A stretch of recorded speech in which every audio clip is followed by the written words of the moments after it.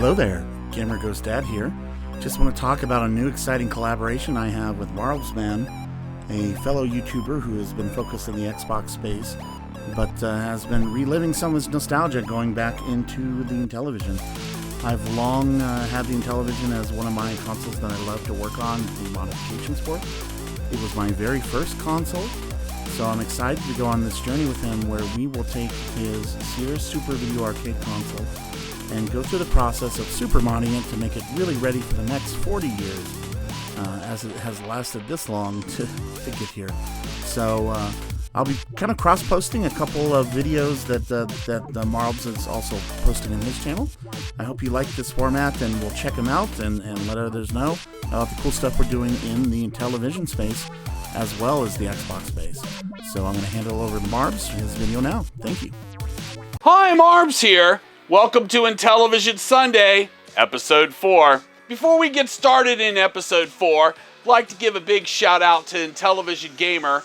Had a great time on his show last Monday and got to meet a lot of you and learn a lot about some new Intellivision stuff and some old Intellivision stuff that was new to me. Also got to play Moon Patrol. Also was watching Pete's channel as well. Shout out to Pete playing Load Runner from Blah Blah Wolf on Intellivision.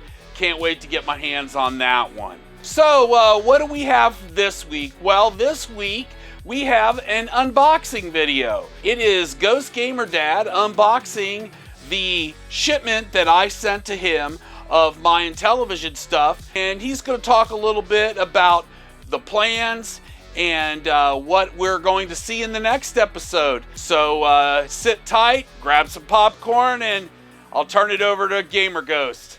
Hello, GamerGhosts Dad here, and I'm getting started to have an awesome collaboration with my friends Marlbs and his channel, Marlbsmann. He recently sent me a goodie bag of some Intellivision stuff.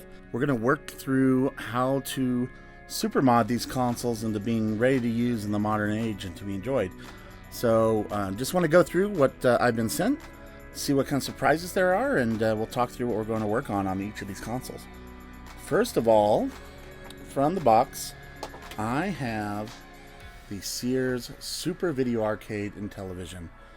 Many people think this is the best version, and primarily I think it's because of the controllers.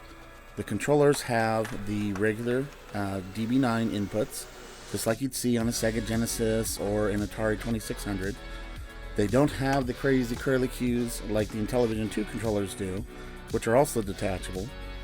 They have the really nice input pressure buttons and nice side buttons that don't break your thumbs like the Intellivision 2 consoles do. Pretty good D-pad, has lots of snap from the spring inside. And they're a little slimmer profile than some of the other consoles. Plus, they're easy to get into and work on and clean. So I think that's really what we'll start with, is we'll take apart everything, including the controllers, so we can give everything a deep cleaning. Taking a look at the console, we have a reset button, an on and off button. Really cool. I love the wood grain. You can see the Telegames wood grain on the front. Looking at the back features here, we have a little bit of cable foo. First we have the composite cable. This does come out, or the RF cable. So there's an RF modulator here that is either set to channel 3 or 4, and that modulator setting comes right here on this version, much like, you can see it right there, much like the original Intellivision one. We have a power cable, a dedicated power cable. This will actually push into the console. There's a little cavity to slide that into for the power cable. So we'll get that all cleaned up. I could tell this has had a little bit of sun. You can see the color has changed over time. This was black in they're very original. It's very common for that black to fade. But if you look at the bottom looks like it's in pretty pristine condition. Doesn't look like this has been taken apart ever yet. But again, you can see the modulator here, either channel 3 or channel 4. But overall, this looks like a nice console. And the first step, as I mentioned, is we're going to take it apart and put the plastic pieces all through some cleaning, and then we'll start to get into the electronics from there. Let's see what else we got in the box. I'm going to set this aside for right now. Next, we have the original Intellivision branded console. This also has the 2 controllers, but these are hardwired in. So they have the curly Q I mentioned, which I don't know if anyone ever really likes. But the controllers feel really nice. They're just like the Telegames. They have good buttons, have very reactive number presses. The spin's kind of the same across all the consoles. To many, this is the classic Intellivision feel that they remember. It also has a reset and a power button. Has some wood grain styling on the front. And much like the Sears console, it also has a devoted RF port here for hooking up to a TV that can read channel 3 or channel 4 on its cable, and power cable, which has its cavity, so RF and power cable. Looking on the bottom, you can see the channel 3 and 4. Again, looks to be a pretty nice clean console. This was sent along as not working. We might do a little side project to check it out and see if we can fix this easily. There is something floating around on the inside. I can hear it banging around, but Marlbsmann told me about that ahead of time. So this might just be a parts console, but if we have time, we'll see if we can bring it back to life as well. Other goodies that we have the awesome H3 Retrovision Genesis component output cable. And this cable is what you would normally hook up to a Sega Genesis 2 in order to have component output. And there are some video components inside this that will convert the regular signal, the RGB signal, to component and output in the right way. The plug we are going to install on the actual Intellivision uses this same pinout, and we can actually use this cable to output to HD resolution using component video. So this is pretty cool. We also have one of the brand new Pi RTO cartridges. This actually has a Pi interface board on it, and it's made to kind of emulate the functions of the cartridge itself.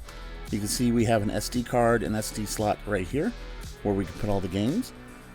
This allows us to essentially have the entire population of games on one little cartridge. There have been several cartridges in the past recently. You probably have heard of the LTO, but they're a lot harder to come by. So this is really cool. This is kind of an open source. This is an open source version of the flash cart for the Intellivision. So we're going to work on setting that up as well. Also in the goodies, we can't say thank you enough for the awesome business cards and stickers and coasters for my cup while I'm working on the consoles themselves. So a lot of goodies, excited to work on things. In terms of what we're really going to be doing, we're going to be taking, I mentioned the pen, taking all these pieces that we can. We're going to be adding brand new caps to the console. We're going to be installing a special board made by the Crayola King that allows us to tap into the actual video signals and then output an RGB and composite and component using this cable. We have some spacer boards that we printed up in JLPCB that will actually replace where the RF board is, allow us to put on these connectors where that board is. So right now where the RF connector is that we're talking about, this will be in its place to allow us to connect Sega Genesis 2 cables to it. So whether we were actually going to be doing component video out, we could actually do S-video, regular old composite video as well. And we will be, speaking of S-video, we will be adding a dedicated S-video port to it as well. So when we're done, that Sears Super Arcade is truly going to be super. It will have S-video output, regular composite output, RGB output. So if you use a Insurrection Industries SCART cable or something similar to that, and component output using the Genesis H2 Retrovision component cable. So it'll be really ready to connect to modern consoles or modern displays using something like the RetroTink Pi, the RetroTink 5 or above. So that's it. Just want to thank Marlbs for sending everything around along to me here, and looking forward to doing the work. We'll talk about things together as we work on them, and we'll see what happens from there. Thanks for joining me. Check out his channel. Get that information here where you can see it a little better. And make sure to also like and follow my videos as we go on this journey together to completely refurbish an Intellivision system to get it going for the modern age.